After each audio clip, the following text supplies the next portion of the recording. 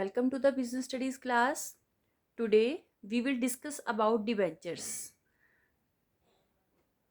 Debenture is also an important source of finance for the company. ये भी company के लिए एक important source of finance है और इसकी हेल्प से कंपनी अपनी लॉन्ग टर्म और मीडियम टर्म फाइनेंशियल नीड को पूरा कर सकती है. तो डिबेंचर्स क्या होते हैं? Let us see. It refers to the loan to company. ये कंपनी के लिए लोन होते हैं बाय द डिबेंचर्स होल्डर. और ये लोन कौन दे रहा है? डिबेंचर्स होल्डर दे रहे हैं. On which they receive a fix rate of interest. और इस लोन पे क्या मिलता है? उन्हें फिक्स रेट से इंटरेस्ट मिलता है. और ये इंटरेस्ट उन्हें हर कंडीशन में मिलेगा, चाहे कंपनी को प्रॉफिट हो रहे हैं या लॉस हो रहे हैं. सफिशिएंट प्रॉफिट है चाहे ना है, नहीं है, कंपनी को ये इंटरेस्ट जरूर पे करना पड़ता है. तो इट मीन्स डिबेंचर्स क्या है? कंपनी के लिए लोन है जिस पे कंपनी क्या करती है? फिक्स रेट से इंटरेस्ट पे करती है. जो डिबेंचर्स होते हैं वो एक रिटन डॉक्यूमेंट की फॉर्म में होते हैं और उस पर कंपनी की स्टैंप लगी होती है. कंपनी की स्टैंप लगने का मतलब है कि it is accepted by the company as loan. और इस पे सभी टर्म्स एंड कंडीशंस लिखी होती हैं कि कितना प्रिंसिपल अमाउंट कंपनी ने बोरो किया है, रेट ऑफ इंटरेस्ट क्या है, और रिपेमेंट कब होगा, कितनी कितने ईयर्स के लिए लोन लिया गया है, period means period of the loan. All these terms and conditions are mentioned in this document, जिसे हम डिबेंचर कहते हैं.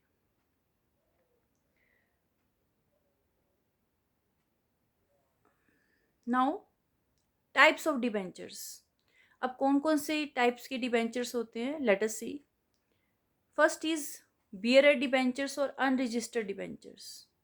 बियरर डिबेंचर्स वो डिबेंचर्स होते हैं जिसे इजीली ट्रांसफ़र किया जा सकता है और ये जिसके पास भी होते हैं कंपनी उसका कोई रिकॉर्ड नहीं रखती अपने कंपनी के रजिस्टर में, और इसके साथ कुछ कूपन्स अटैच्ड होते हैं इंटरेस्ट के. तो जो भी इन कूपन्स को प्रेजेंट करेगा उसी को क्या मिल जाएगा?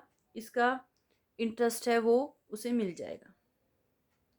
तो उसे हम बियरर डिबेंचर कहते हैं या अनरजिस्टर्ड. अनरजिस्टर्ड मीन्स जिसका रजिस्टर में कोई रिकॉर्ड नहीं रखा जाता कंपनी के, और कोई इनको इजीली ट्रांसफ़र भी किया जा सकता है. Next is registered debentures. Registered debentures क्या होते हैं? रजिस्टर्ड डिबेंचर्स वो होते हैं जिसमें डिबेंचर होल्डर का नेम जो है कंपनी के रजिस्टर में लिखा जाता है कि किसको इशू हुए हैं ये. ठीक है. और जो डिबेंचर्स का प्रिंसिपल अमाउंट है और इस पर जो भी इंटरेस्ट है वो उसी पर्सन को दिया जाएगा, उसी डिबेंचर होल्डर को दिया जाएगा जिसका नेम रजिस्टर के अंदर मेंशन किया हुआ है. और अगर डिबेंचर होल्डर इसको क्या करना चाहता है, किसी और को ट्रांसफ़र करना चाहता है, तो इसकी प्रायर इन्फॉर्मेशन उसे कंपनी को देनी होगी, तब वो ट्रांसफ़र कर सकता है. Otherwise he can not transfer the debentures to any other person. तो this is about registered debentures. तो रजिस्टर्ड डिबेंचर्स क्या है? जिनका रिकॉर्ड कंपनी के रजिस्टर में होता है, जो name of the debenture holder होता है उसका नेम कंपनी के रजिस्टर में रिटन होता है, और उसी को ही प्रिंसिपल अमाउंट दिया जाता है और उसी को ही इंटरेस्ट पे किया जाता है. Next is redeemable debentures. Redeemable means debentures means जिसका एक फिक्स पीरियड के बाद क्या कर दिया जाता है? रिपेमेंट कर दिया जाता है. उन्हें रिडीमेबल डिबेंचर्स कहते हैं. इरिडीमेबल डिबेंचर्स ये जस्ट अपोजिट है रिडीमेबल डिबेंचर्स के, जो लाइफ टाइम तक क्या रहेंगे? कंपनी के पास ही रहेंगे. और इनका रिडम्पशन कब किया जाएगा? इनका रिडम्पशन किया जाएगा जब कंपनी वाइंड अप होगी, at the time of liquidation. At that time इनका रिपेमेंट किया जाएगा, उससे पहले इनका रिपेमेंट नहीं किया जाएगा. लाइफ टाइम के लिए कंपनी क्या करती है? इस अमाउंट को यूज़ करती है जो एज ए लोन कंपनी ने लिया है by issuing the irredeemable debentures. Next is convertible debentures. As it name is telling us convertible. इनको कन्वर्ट किया जा सकता है. किस में कन्वर्ट किया जा सकता है? शेयर्स में. तो कन्वर्टिबल डिबेंचर्स आर दो debentures that can be converted into shares. After a fix period of time. Secured debentures, secured debentures क्या होते हैं? सिक्योर्ड डिबेंचर्स वो डिबेंचर्स हैं जिनको इशू करने के लिए कंपनी क्या करती है, किसी एसेट की सिक्योरिटी देती है, कोई एसेट प्लेज करती है, उसे हम सिक्योर्ड डिबेंचर्स कहते हैं। और अगर कंपनी डिबेंचर्स का प्रिंसिपल अमाउंट और इंटरेस्ट देने में नहीं दे पाती डिबेंचर होल्डर को, तो वो जो एसेट एज ए सिक्योरिटी रखी गई है उससे वो क्या कर सकते हैं, उसको सेल कर कर अपना अमाउंट रिकवर उससे कर सकते हैं, प्रिंसिपल अमाउंट भी और इंटरेस्ट का अमाउंट। उसे हम सिक्योर्ड डिबेंचर्स कहते हैं। तो इसमें डिबेंचर होल्डर को पूरा राइट होता है कि वो एसेट से क्या करके, एसेट से जो कि क्या की गई है, एज ए सिक्योरिटी रखी गई है, उससे अपना क्या कर सके, प्रिंसिपल अमाउंट और इंटरेस्ट का अमाउंट रिकवर कर सके, अगर कंपनी पे करने की सिचुएशन में नहीं है तो। लास्ट इज अनसिक्योर्ड डिबेंचर्स और नेक्ड डिबेंचर्स, इन्हें हम नेक्ड डिबेंचर्स भी कहते हैं। अनसिक्योर्ड मीन्स जो सिक्योर्ड नहीं है, मीन्स जिनके लिए कोई एसेट की सिक्योरिटी नहीं दी जाती, उन्हें अनसिक्योर्ड डिबेंचर्स कहते हैं। इस तरह के डिबेंचर्स अब इशू नहीं किए जाते हैं, अनसिक्योर्ड डिबेंचर्स। ठीक है, तो this is about the types of debentures. So now we have seen what is the meaning of debenture, what are its type. Now let us see what are the advantages of debentures. Debentures के advantages क्या हैं investors के point of view से and company के point of view से। First, investors के point of view से what are the advantages. Investors के लिए एडवांटेजेस हैं, first permanent and regular income, क्योंकि जैसे मैंने आपको बताया कि इस पे जो रेट ऑफ इंटरेस्ट होता है फिक्स होता है। जहाँ डिबेंचर लिखा जाता है ना उसके आगे एक रेट शो की जाती है, जैसे 8% डिबेंचर, 10% डिबेंचर, 12% डिबेंचर। तो ये परसेंटेज क्या शो करती है, fix rate of interest show करती है। तो जो डिबेंचर होल्डर्स होते हैं उन्हें एक फिक्स रेट से अपना इंटरेस्ट मिलता रहता है, रेगुलरली मिलता है, और कंपनी को चाहे प्रॉफिट हो चाहे लॉस हो इस चीज़ को कंसीडर नहीं किया जाता, उन्हें अपना इंटरेस्ट जो है रेगुलरली मिलता रहता है। तो उन्हें एक रेगुलर इनकम होती रहती है इंटरेस्ट से, जिन्होंने डिबेंचर्स में इन्वेस्ट किया है। मोर सेफ इन्वेस्टमेंट, जो डिबेंचर्स में इन्वेस्टमेंट होती है वो क्या होती है, सेफ होती है डिबेंचर होल्डर के लिए। क्यों सेफ होती है, क्योंकि इसमें क्या की जाती है, किसी न किसी एसेट की सिक्योरिटी दी जाती है। तो अगर कंपनी क्या नहीं कर पाती, अपना प्रिंसिपल अमाउंट या इंटरेस्ट का अमाउंट पे नहीं कर पाती, तो क्या कर सकता है, जो डिबेंचर होल्डर है वो उस एसेट से अपना अमाउंट रिकवर कर सकता है। मोर लिक्विडिटी, डिबेंचर्स को इजीली क्या किया जा सकता है, सेल किया जा सकता है, इसलिए इनको क्या क्या कहा जाता है, मोर लिक्विड कहा जाता है। Next is right of conversion. जैसे हमने पढ़ा है कि कन्वर्टिबल डिबेंचर्स, तो इन्हें किस में कन्वर्ट किया जा सकता है, इन्हें शेयर्स में कन्वर्ट किया जा सकता है। तो शेयर्स में कन्वर्ट होने के बाद क्या हो जाएगा, इन्हें जो ये क्रेडिटर से क्या बन जाता है, कंपनी के ओनर बन जाते हैं। ठीक है, तो ये भी इन्वेस्टर को एक तरह का बेनिफिट है कि वो क्या कर सकते हैं, कन्वर्टिबल डिबेंचर्स परचेज कर सकते हैं, उसमें इन्वेस्ट कर सकते हैं, और कुछ फिक्स पीरियड के बाद क्या कर सकते हैं, उसको कन्वर्ट करवा सकते हैं शेयर्स में। तो these were the advantages for the investors. Now we will discuss advantages for the company. Company जो क्या करती है, डिबेंचर्स इशू करती है अपनी फाइनेंशियल रिक्वायरमेंट को पूरा करने के लिए, उस कंपनी के लिए क्या एडवांटेजेस है डिबेंचर को इशू करने का। First is no interference in managerial activities. जो डिबेंचर्स होल्डर होते हैं ना तो उनके पास वोटिंग राइट्स होते हैं और ना ही वो कंपनी की मैनेजरियल एक्टिविटीज में इंटरफेयर कर सकते हैं। तो इसलिए इस तरह से क्या है, वो किसी तरह का इंटरफेयर कंपनी के अंदर नहीं होता, तो कंपनी क्या कर सकती है, फ्रीली वर्क कर सकती है अपना। Cheap source of finance, company के लिए जो डिबेंचर्स होते हैं वो चीप सोर्स ऑफ फाइनेंस होते हैं। क्यों, क्योंकि जो उनका रेट ऑफ इंटरेस्ट होता है वो बहुत ही क्या होता है, लो होता है। तो चीप रेट पर इन्हें क्या मिल जाता है, फाइनेंस अवेलेबल हो जाता है। ठीक है, next is tax advantage. Tax advantage means कि कंपनी जो डिबेंचर्स पर फिक्स रेट से इंटरेस्ट पे कर रही है उसको एज एन एक्सपेंस ट्रीट किया जाता है, और क्योंकि वो एक्सपेंस है तो कंपनी के प्रॉफिट में से उसको माइनस किया जाएगा। एक्सपेंस है तो उसको क्या किया जाएगा, कंपनी के प्रॉफिट में से माइनस किया जाएगा, और इस तरह से कंपनी को क्या करना पड़ता है, कम टैक्स पे करना पड़ता है। क्योंकि इससे क्या हो जाती है, कंपनी की जो प्रॉफिट है वो रिड्यूस हो जाते हैं जो उन्होंने इंटरेस्ट पे किया है वो माइनस करने से। तो कंपनी को क्या करना पड़ता है, कम टैक्स पे करना पड़ता है। तो कंपनी को इस तरह से डिबेंचर इशू करने से टैक्स एडवांटेज मिलता है, जो कि उन्हें शेयर इशू करने से नहीं मिलता। क्योंकि जो शेयर इशू करते हैं कंपनी अपनी फाइनेंशियल नीड को पूरा करने के लिए, तो शेयर्स पर उन्हें डिविडेंड देना पड़ता है, लेकिन डिविडेंड को एज एन एक्सपेंस ट्रीट नहीं किया जाता। चाहे कंपनी डिविडेंड दे चाहे ना दे, टैक्स उन्हें उतना ही पे करना पड़ता है। बट जो डिबेंचर्स पर जो इंटरेस्ट पे किया जाता है वो क्या है, एक एक्सपेंस की तरह ट्रीट किया जाता है। उसे कंपनी क्या कर सकती है, अपने प्रॉफिट में से माइनस कर सकती है और टैक्स एडवांटेज ले सकती है।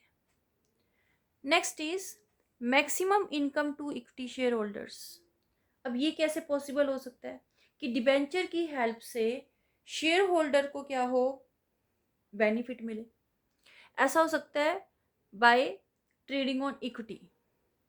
ट्रेडिंग ऑन इक्विटी मैंने बताया था कि कंपनी क्या करती है, जब इक्विटी शेयर कैपिटल के साथ साथ फिक्स्ड कॉस्ट कैपिटल यूज़ करती है। फिक्स्ड कॉस्ट कैपिटल मतलब जिसके ऊपर कंपनी को एक फिक्स रेट से कुछ कंसिडरेशन उन्हें देना पड़ता है, जैसे डिबेंचर्स हैं, उन्हें फिक्स रेट से इंटरेस्ट देना पड़ता है।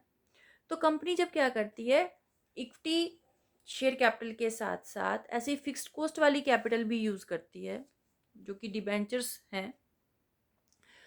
तो उससे क्या होगा कि जो कंपनी की जो रेट ऑफ अर्निंग है ना, वो तो क्या होगी, ज़्यादा होगी। और जो रेट ऑफ इंटरेस्ट क्या हो रहा है, वो क्या कर रही है, कंपनी पे कर रही, कम पे कर रही है। तो जो कंपनी के इक्विटी शेयर होल्डर की अर्निंग पर शेयर है वो क्या होती है, इंक्रीज होनी शुरू हो जाती है। क्योंकि उसे कॉस्ट कम बियर करनी पड़ रही है फाइनेंस के लिए, और उस फाइनेंस से वो अर्निंग ज़्यादा कर रहा है, तो उससे इक्विटी शेयर होल्डर की अर्निंग पर शेयर इंक्रीज होती है, जिसको हम कहते हैं ट्रेडिंग ऑन इक्विटी। लेकिन ऐसा तभी होगा जब कंपनी जो कॉस्ट पे कर रही है लोन के लिए वो कम हो, और उसकी जो रेट ऑफ अर्निंग है वो क्या हो, ज़्यादा हो, तभी ऐसा होगा। लेकिन अगर इसका अपोजिट हो जाता है कि रेट ऑफ अर्निंग तो कम है उनकी और इंटरेस्ट ज़्यादा पे कर रही है ज़्यादा रेट से, तो अर्निंग पर शेयर इंक्रीज नहीं होगी। Next is better financial resource during depression. अब जब इकोनॉमी में डिप्रेशन होता है तो क्या होता है, हर चीज़ के प्राइसेस डाउन हो जाते हैं। उस टाइम शेयर मार्केट भी क्या होती है, वो भी बहुत मंदी होती है, हमारे शेयर के प्राइसेस बहुत डाउन आ जाते हैं। तो डिप्रेशन के टाइम अगर क्या कंपनी को डिप्रेशन चल रहा है और कंपनी को क्या चाहिए, फाइनेंस चाहिए। तो अगर कंपनी क्या करेगी, इट विल इशू शेयर्स। तो no body will invest in shares because the prices of shares are going down. क्योंकि जो शेयर्स के प्राइजेज हैं वो क्या हो रहे हैं, डाउन जा रहे हैं, तो कोई उसमें इन्वेस्ट करना नहीं चाहेगा। लेकिन अगर उस टाइम डिप्रेशन के टाइम कंपनी क्या करती है, डिबेंचर्स इशू करती है, तो जो इन्वेस्टर्स होते हैं, जो पब्लिक होती है, जो वो क्या करेगी, इसमें इन्वेस्ट करना चाहेगी डिबेंचर्स में। What is the reason behind it, क्योंकि डिबेंचर्स पर एक फिक्स रेट से उन्हें इंटरेस्ट मिलेगा ही मिलेगा, इसकी श्योरिटी है। चाहे कंपनी को, जैसे कि मैंने बताया, कंपनी को चाहे प्रॉफिट हो चाहे लॉस हो, कम प्रॉफिट है चाहे ज़्यादा प्रॉफिट है, कंपनी को हर कंडीशन में क्या करना पड़ता है, ये इंटरेस्ट पे करना ही पड़ता है। तो डिप्रेशन के टाइम पर कंपनी के लिए क्या है, एक बेटर फाइनेंशियल रिसोर्स है, क्योंकि इससे क्या होती है, डिबेंचर होल्डर्स को एक रेगुलर इनकम होती रहती है, उसका डिप्रेशन डिप्रेशन से उसका कोई लिंक नहीं होता। Next is flexibility in capital structure. अब फ्लेक्सिबिलिटी कैसे हो सकती है कैपिटल स्ट्रक्चर में, फ्लेक्सिबिलिटी का मतलब होता है जिसे हम अपनी अकॉर्डिंग चेंज कर सकें।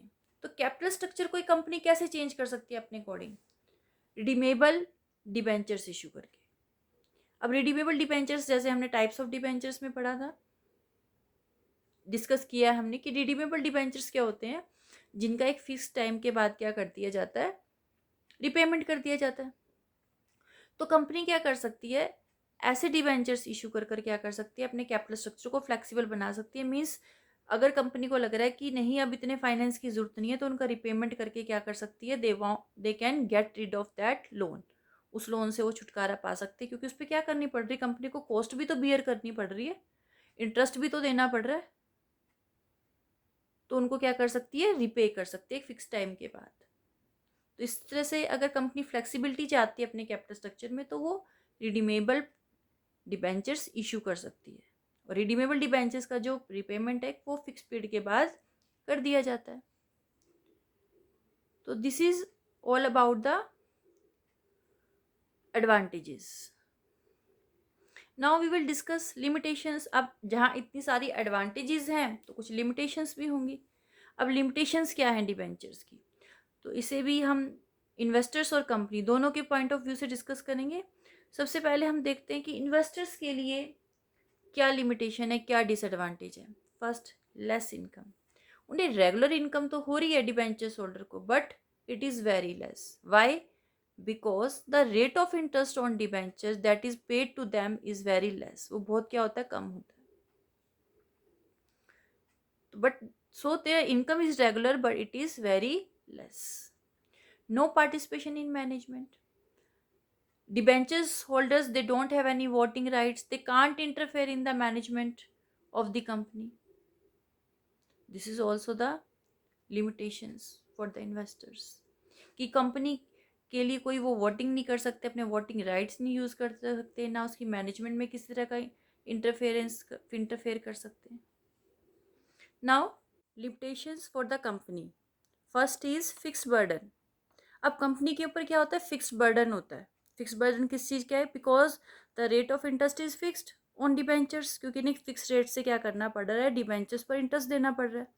एंड इट डजेंट मैटर कि देर इज प्रॉफिट और loss in the company, in both situation company will have to pay interest with a fix rate. Company को दोनों ही सिचुएशन में, चाहे प्रॉफिट हो चाहे लॉस हो, कंपनी को इंटरेस्ट पे करना पड़ेगा डिबेंचर होल्डर्स को। Next limitation is legal action possible.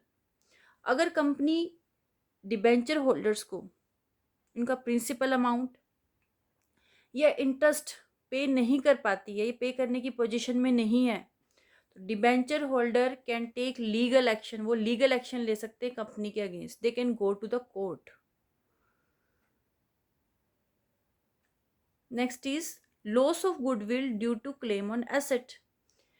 अब डिबेंचर इश्यू करने के लिए कंपनी को क्या करना पड़ता है, अपनी एसेट मॉर्गेज करनी पड़ती है, और उन एसेट्स पर डिबेंचर होल्डर अपना राइट यूज़ कर सकते हैं अगर कंपनी अपनी प्रिंसिपल अमाउंट पे करने में या इंटरेस्ट पे करने में नहीं कर पा रही है। तो इससे क्या होता है, कंपनी की जो क्रेडिट वर्दीनेस होती है उस पर एडवर्स इफेक्ट आता है। तो उनकी जो रेपो होती है वो क्या हो जाती है, डाउन हो जाती है। उनकी जो गुडविल है उस पर एडवर्स इफेक्ट आता है।